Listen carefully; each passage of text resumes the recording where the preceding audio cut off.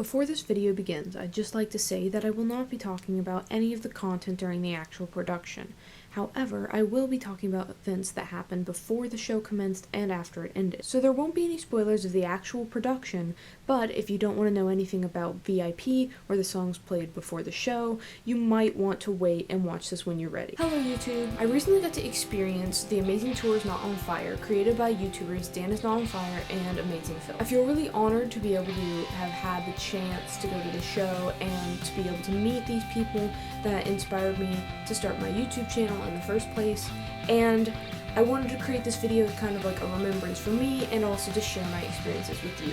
So let's get started. So I went to the tour in Des Moines, Iowa, which is approximately a 2-hour and 30-minute drive away from where I live. The trip itself wasn't too eventful, pretty average road trip. We went a long ways without stopping, and when we did stop, it was just to get some lunch and use the bathroom. We started our trip really early because we wanted to get there like extra early because we didn't really know the area of Des Moines at all. Once we got there, we went up on top of our parking garage and kind of looked around up there to see what the city looked like, but we didn't stay up there too long. For some reason, my mom just really wanted to keep moving, so we went off and started walking around. It's a good thing my mom wanted to keep moving, because soon enough, we'd accidentally stumbled upon the Civic Center. It's not too far away from the parking garage, apparently. Soon enough, through the trees, I saw a giant The Amazing Tour is Not on Fire sign, and we skedaddled the heck over there. While I was admiring the sign, I noticed Dan and Phil's bodyguard get off the bus. Honestly, I just assumed Dan and Phil were already inside rehearsing or something. But as I'm taking some pictures of this sign, my mom screams out,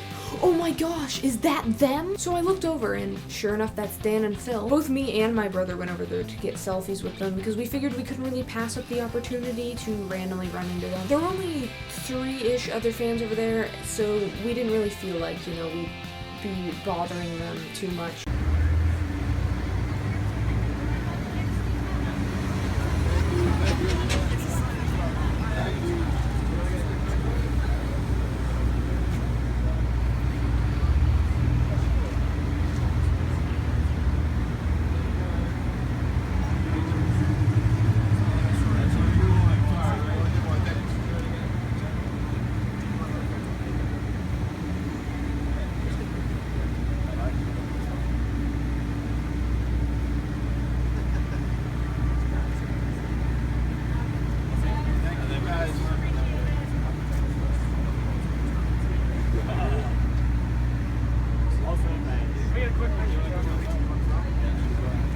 Sorry.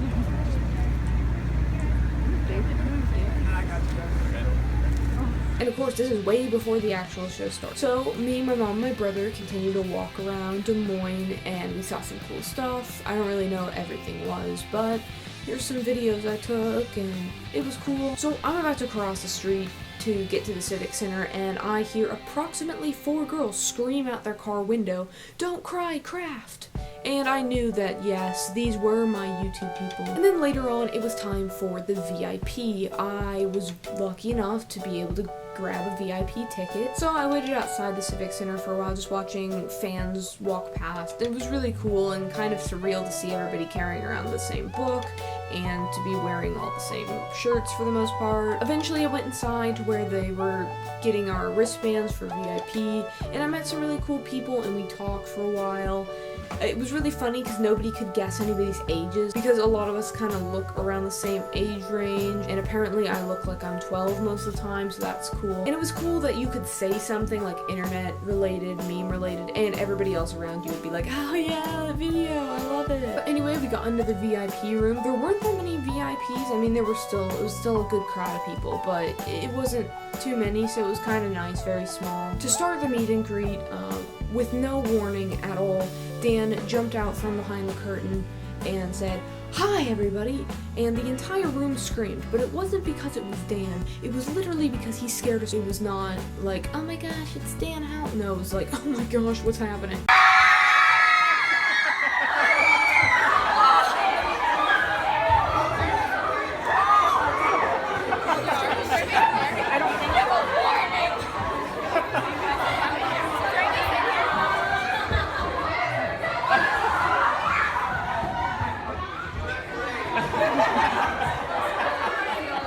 So I walked in and said hi. Phil told me that it was nice to see me again, so I don't know if he remembered me or he heard me mention to Dan that I'd accidentally run into them earlier, but it was really nice of him to say that regardless. I gave them a Starbucks gift card because we're not really supposed to give them gifts because suitcases and airplanes. But this way they can throw it out when they're done and they don't have to feel bad about it or whatever. And I told them, I figure you guys probably need coffee like all the time because they're crazy busy. And Dan was like, you have no idea. Then they both signed my book. They signed it like across from each other, so that was kind of funny. Then Dan asked if I wanted a picture, and I said yes, obviously. He took a burst of 4 photos of the ceiling on my phone, so thanks for that, Dan. That's all I've ever wanted, honestly, is the ceiling pictures. I mean, oh, beautiful.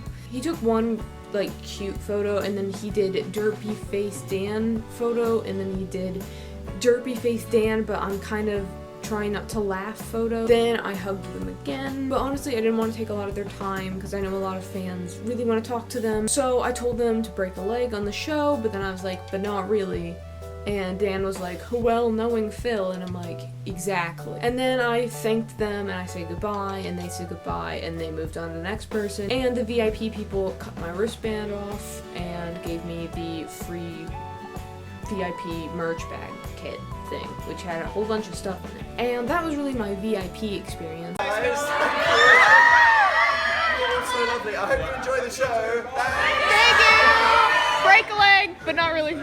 And then we were allowed to leave the VIP room, and they allowed us to get in line for merch first, which I didn't know about, but that was really useful because I had my list, I was ready to go. I bought my stuff. After that, I ended up, hanging out with these other fans that I'd met. They were all really cool. Like, everybody I talked to, even if it was talking to them for like a couple seconds, was just really cool. We went inside, and they had the playlist going, and everybody was singing. The savior of the broken, the beaten and the damned. He said, will you defeat them, your demons, and all the non-believers, the plans that they have made. That somewhere you grow up, when you meet the savior of the broken, the beaten and the damned.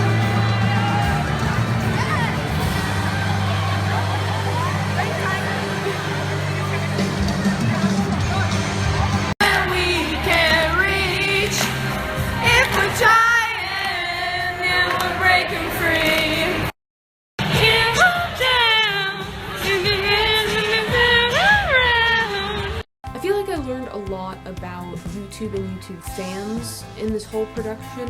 I haven't quite placed my finger on what exactly I learned, but I just have this new understanding for YouTube culture on a fan level, which I'd never really tried that hard to understand, and I just think it was a really good experience all around. It was great. Anyway, the show happened. It was amazing. It was magnificent. That's all I'm gonna say about it because spoilers. There wasn't much going on after the show. I said goodbye to the people that I met that were still around, and I met back up with my family. We went back to the hotel room. I ate some frozen pizza from the gift shop and went to sleep. But yeah, so I'm gonna leave it there. Thank you so much for watching. If you liked this video, feel free to give it a thumbs up, or you can subscribe to me if you want to see more content from my channel. Feel free to comment below whatever you want, if you've been to the show, if you can't go to the show, if you're going to the show, whatever.